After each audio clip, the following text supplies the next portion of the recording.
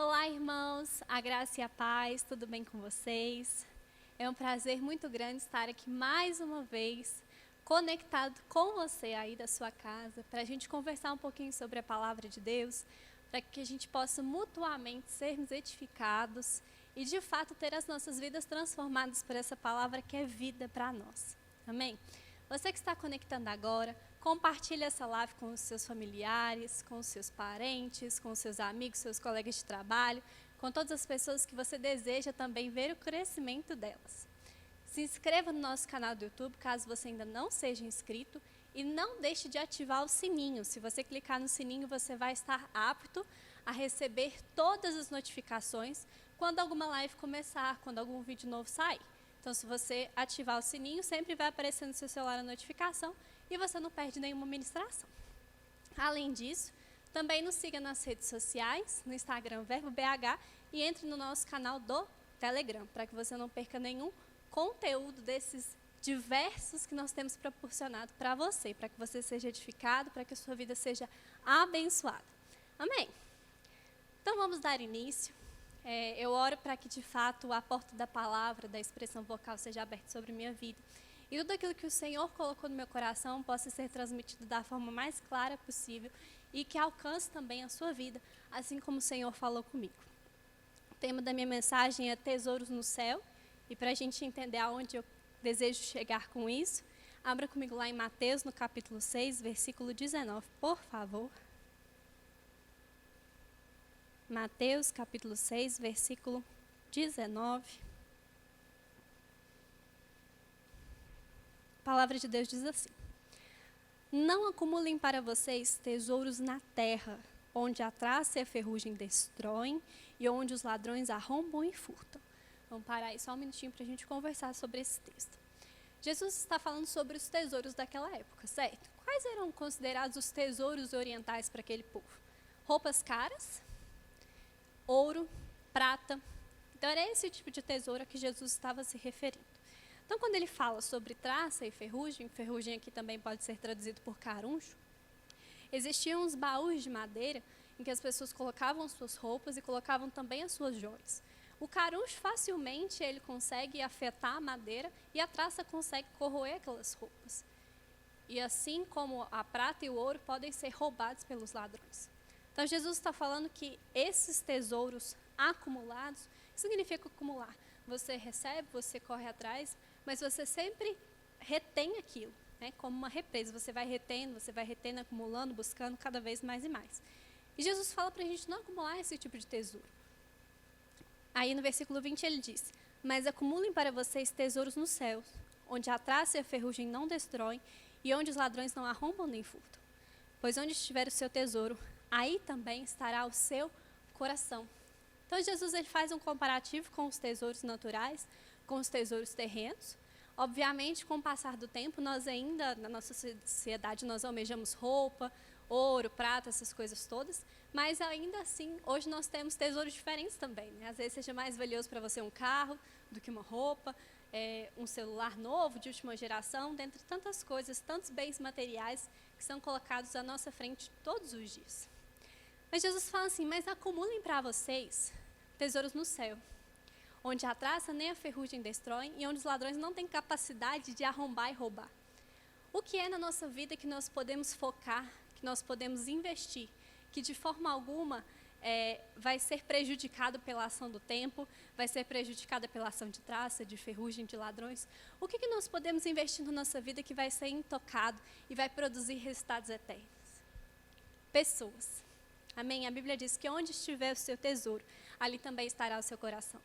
Aonde tem estado o nosso coração nesse tempo? Às vezes você pode estar pensando, estabelecendo metas e planos na sua vida, e em nenhum momento você incluiu parar e pensar qual que é a vontade de Deus para a sua vida, né? O que o Senhor, o que você espera de mim? O que você deseja que eu alcance, que eu faça? Eu me coloco à disposição para ser usado por você. Muitas vezes a gente traça as nossas metas, os nossos planos, e a gente nem consulta ao Senhor para saber se a gente está fazendo da forma certa, buscando os interesses dele acima de todas as coisas. Jesus disse no versículo 24: Ninguém pode servir a dois senhores, pois odiará um e amará o outro, ou se dedicará a um e desprezará ao outro. Vocês não podem servir a Deus e ao dinheiro. Sabe, Jesus ele não estava falando necessariamente contra as riquezas. Jesus ele não tinha problema com riquezas. Jesus ele não era pobre, tanto que ele tinha um tesoureiro. Não sei vocês, mas eu não tenho dinheiro suficiente para ter um tesoureiro para cuidar do meu dinheiro. Então imagina o tanto de dinheiro que Jesus tinha para ser necessário ter um tesoureiro, alguém que cuide de fato das suas finanças. Jesus ele usava roupas boas, tanto que quando ele foi crucificado, os soldados tiraram sorte entre eles para ver quem ia ficar com a túnica de Jesus, porque era a túnica da última moda, não tinha costura central que nem das outras. Então era uma túnica mais valiosa. Então Jesus ele sim desfrutava de certas coisas, de certos bens materiais. Mas o que ele está nos ensinando aqui é onde está o nosso coração. Não é sobre o ter necessariamente, não é aquilo que você tem ou aquilo que você deixa de ter. Porque existe muita gente que tem dinheiro, mas não se prende àquele dinheiro. E existem outras pessoas que não têm tanto dinheiro, mas vivem em prol daquele pouco que tem. Né? Às vezes, passa a vida inteira almejando pegar um celular, e às vezes aquele celular ocupa um lugar no coração daquela pessoa que é mais importante do que a sua família, do que tantas outras coisas. Então, nós não podemos servir a Deus e ao dinheiro. O que isso significa? Que se eu decidir colocar o dinheiro como Senhor da minha vida, eu vou automaticamente desprezar a Deus, desprezar os interesses de Deus e as coisas que o Senhor tem para a minha vida. O dinheiro, ele veio para nos servir. As coisas materiais, elas vêm para nos servir. Nós vamos poder desfrutar de coisas muito boas. A gente pode desfrutar de casa, de carro, de celular, de tudo isso. Porém, o nosso coração não pode estar nessas coisas. Nós não podemos viver servindo e correndo atrás dessas coisas. Mas quando nós decidimos servir a Deus, nós vamos entender que, na verdade, o dinheiro ele veio para nos servir. Ele vai ser uma ferramenta que eu vou utilizar. São sonhos que muitas vezes eu vou viver, metas que eu tenho. Porém, quando meu coração estiver no lugar certo de realizar a vontade de Deus, aí sim esses tesouros nos céus eles serão acumulados. Pessoas serão alcançadas. Então, nós podemos viver a nossa vida tendo o entendimento do nosso propósito. Obviamente, cada um foi criado com um objetivo específico e nós temos personalidade, habilidade, dons que foram depositados de forma diferente na vida de cada um. Porém, como um todo, o Senhor deseja que nós, enquanto igreja, a gente viva em prol de alcançar as outras pessoas. O Senhor não deseja mais que nós vivamos para os nossos próprios interesses, mas a gente é inspirado a viver por aquele que por nós morreu e ressuscitou. Então eu vivo hoje não mais pensando em todas as coisas que eu posso colecionar, em todas as coisas que eu posso acumular, mas eu vivo pensando assim, Senhor, como eu posso realizar a sua vontade? Como que eu posso ser uma bênção na vida das outras pessoas? Se eu estou aqui hoje ministrando, é porque eu desejo que a sua vida seja alcançada, porque o dom que Deus colocou sobre a minha vida não é em benefício próprio, mas é para que você seja alcançado da sua casa. Amém? Vai comigo lá para 1 João, no capítulo 2. Por favor.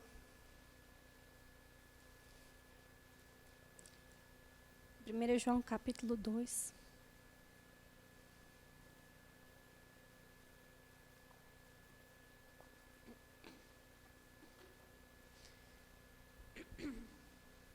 Primeiro João, capítulo 2, versículo 16, 15, na verdade, diz assim: Não amem o mundo, nem o que nele há. Se alguém ama o mundo, o amor do Pai não está nele.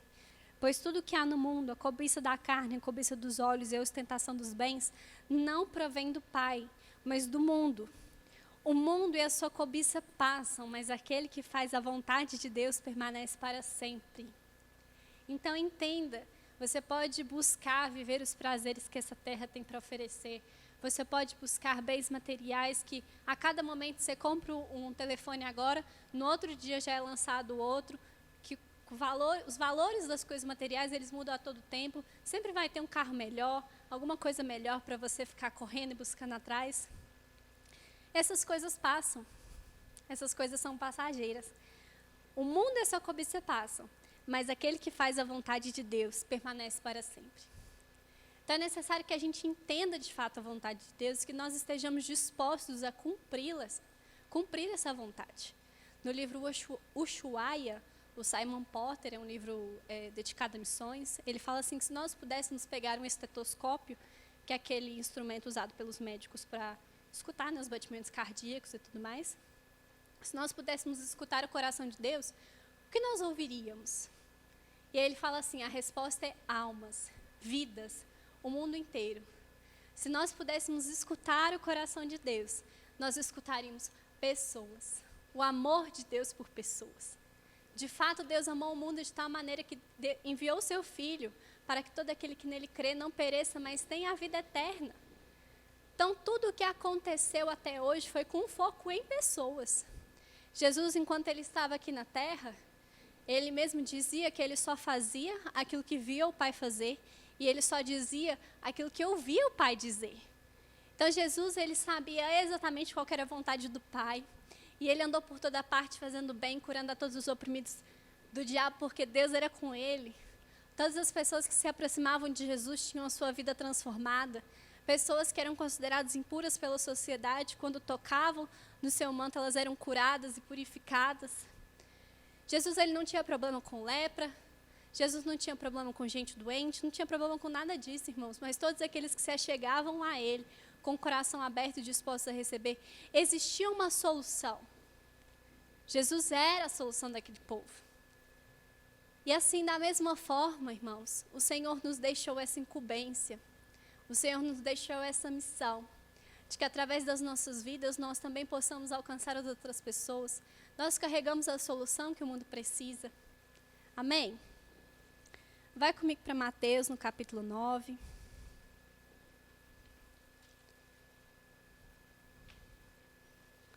Mateus, capítulo 9, versículo 35, perdão.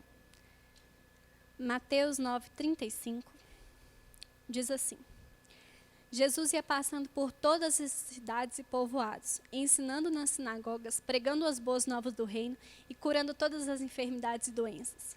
Ao ver as multidões, teve compaixão delas, porque estavam aflitas e desamparadas como ovelhas sem pastor. Então disse aos seus discípulos: a colheita é grande, mas infelizmente os trabalhadores são poucos. Peçam, pois, ao Senhor da colheita que envie trabalhadores para a sua colheita. Então, existem muitas pessoas aí fora para serem alcançadas. Pessoas com clamor de socorro por diversas causas. E nós somos esses trabalhadores enviados por Deus como resposta para a vida dessas pessoas. Sabe, se nós fomos salvos, nós podemos hoje carregar essa mensagem da salvação para as outras pessoas. Nós podemos compartilhar do Evangelho. Se nós somos curados, nós conhecemos aquele que cura. Nós sabemos que a cura está disponível para as pessoas. Nós podemos levar essa cura até elas. Irmãos, nós recebemos de tantas coisas, e não é simplesmente para a gente reter e ficar com aquilo, não, mas é para que, da mesma forma como nós recebemos de Deus, nós também possamos ser um canal para que as outras pessoas sejam alcançadas por Ele.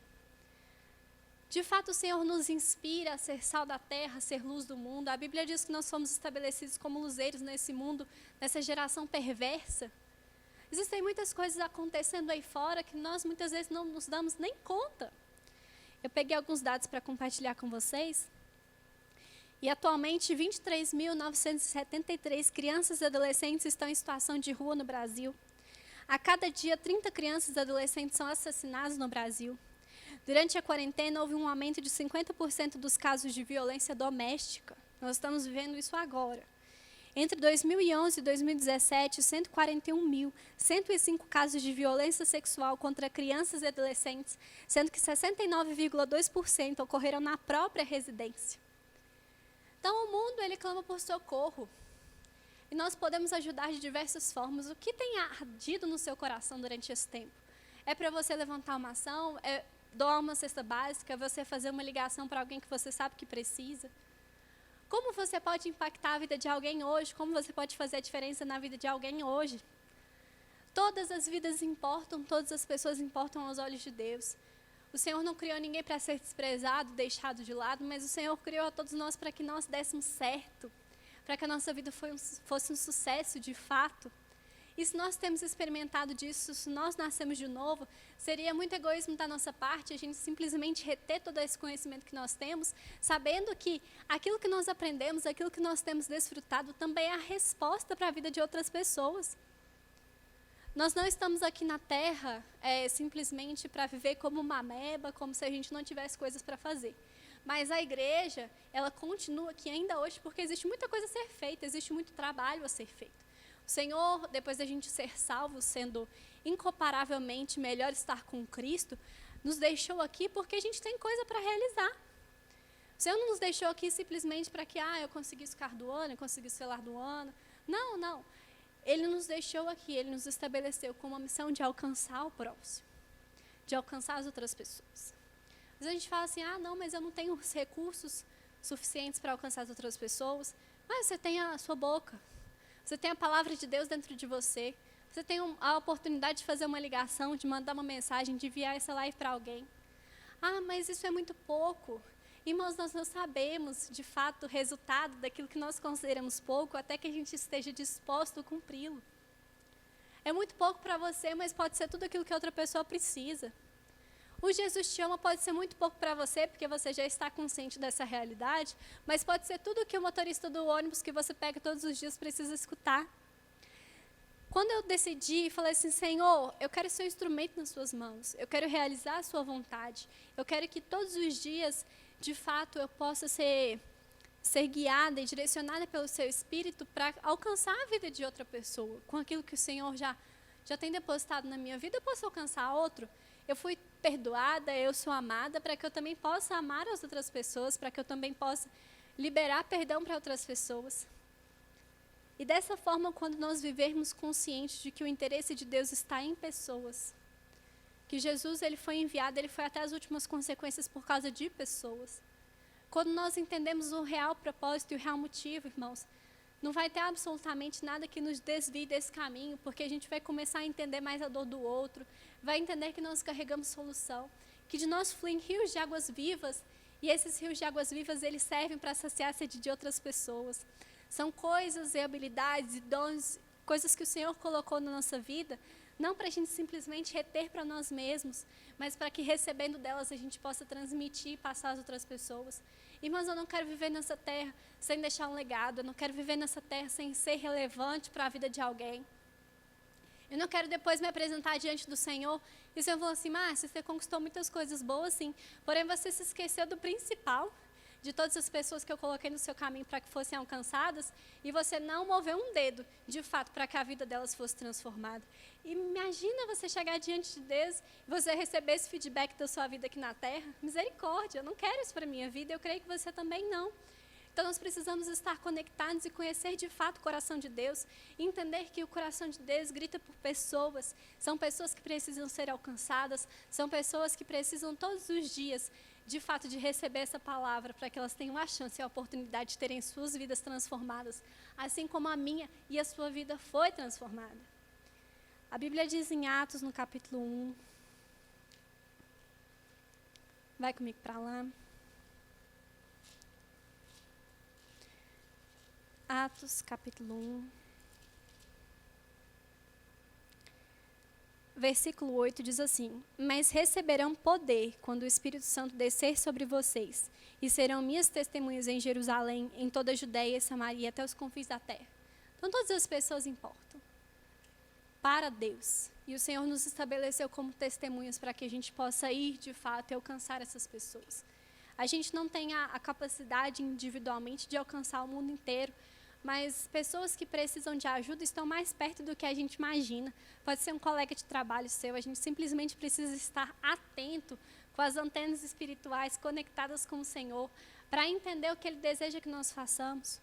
A Bíblia diz em Atos, no capítulo 3, versículo 1, da seguinte forma, certo dia, Pedro e João estavam subindo no templo, na hora da oração, às 3 horas da tarde.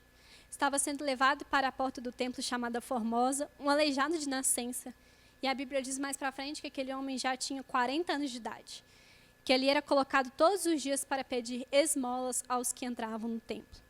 Vendo que Pedro e João iam entrar no pátio do templo, pediu-lhes esmola, assim como ele fazia com as outras pessoas. Pedro e João olharam bem para ele, então Pedro disse, olhe para nós. O homem olhou para eles com atenção, esperando receber deles alguma coisa. Mas disse Pedro, não tenho prata nem ouro, mas o que eu tenho, isso eu te dou. Em nome de Jesus Cristo Nazareno, ande.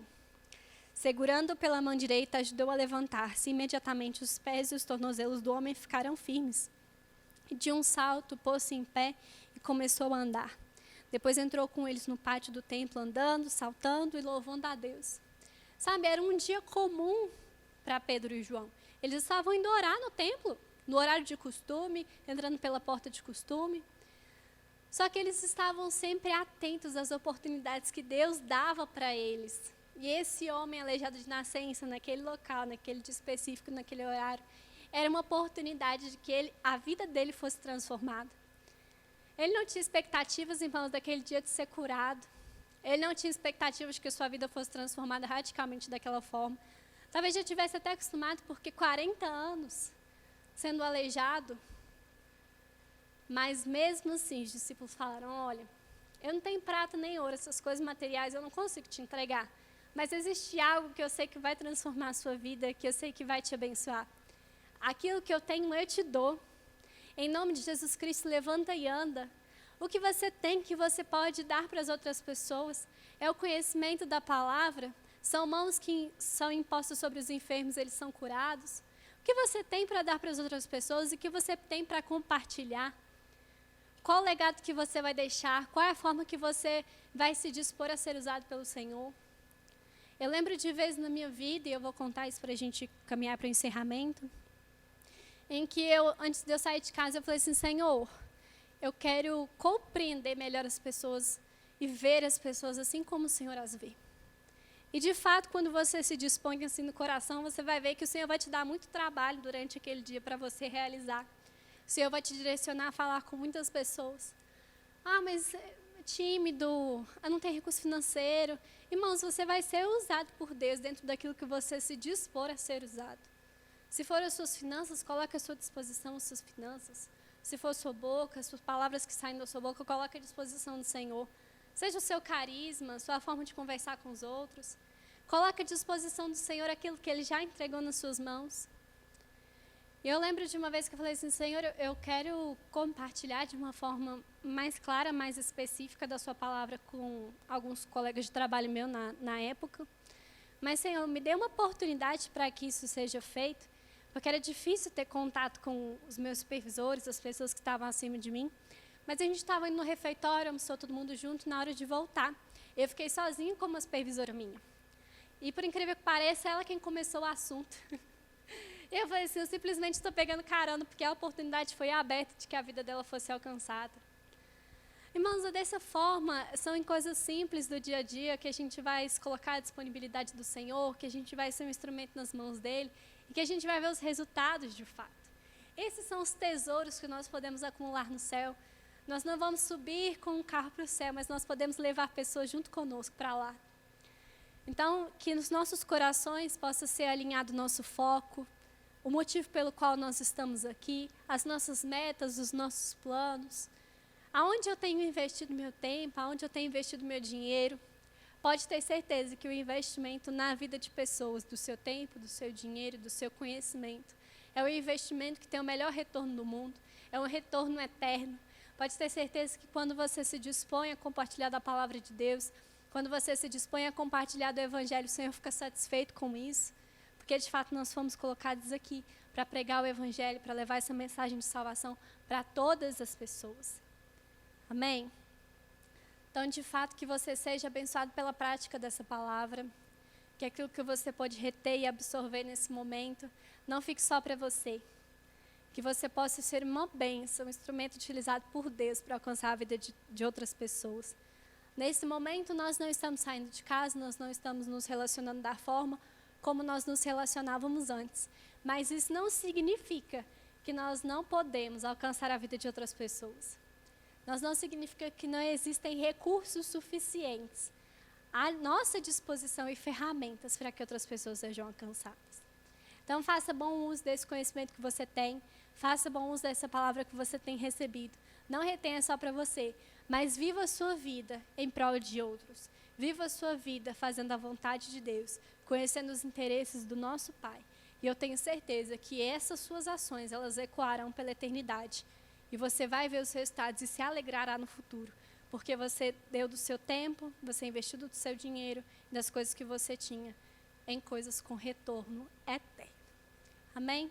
Seja abençoado na prática dessa palavra. Continue sempre conectado conosco.